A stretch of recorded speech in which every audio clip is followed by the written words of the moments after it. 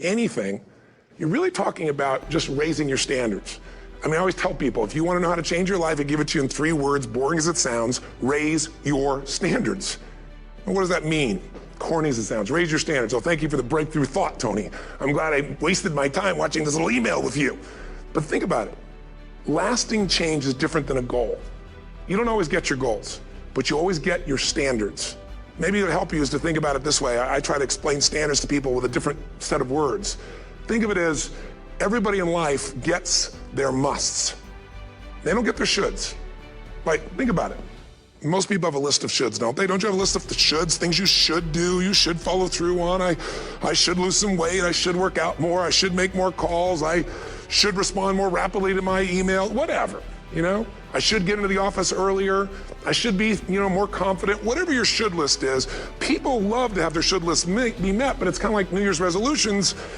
If it does, it's really exciting, but if it doesn't, which is most of the time, it's a little disappointing, but you kind of know it's not going to happen.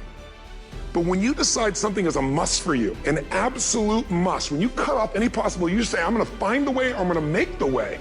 Human beings, when they resolve things, when they make a real resolution inside themselves, which is they raise the standard and they make it a must, they find the way. Think about it in your own life. Haven't you had some area of your life where you raise your standard and your life has never been the same? Maybe at one time in your life you smoked cigarettes, or you did something and you did it for years and you kept trying to change it, and kept telling yourself, I should. And then one day something happened. Something just clicked you over. Something took you over that kind of tipping point. And inside yourself you said, no more. And it was a very, very different experience, wasn't it? Something inside of you shifted, and what was a should became a must, and you've never gone back. Is there an area like that in your life you can think of? Again, did you ever smoke cigarettes? Did you ever eat a certain way, drink a certain form of alcohol, and then finally say no more, and you just don't go back? And notice this, it doesn't really take any willpower anymore. Because somewhere when we make this click, when we make something a must, we attach ourselves to it. It becomes part of our identity.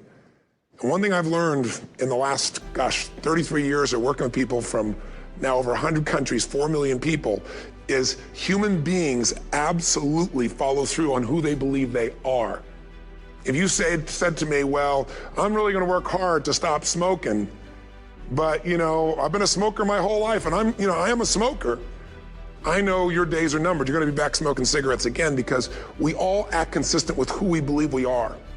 I tell people the strongest force in the whole human personality is this need to stay consistent with how we define ourselves.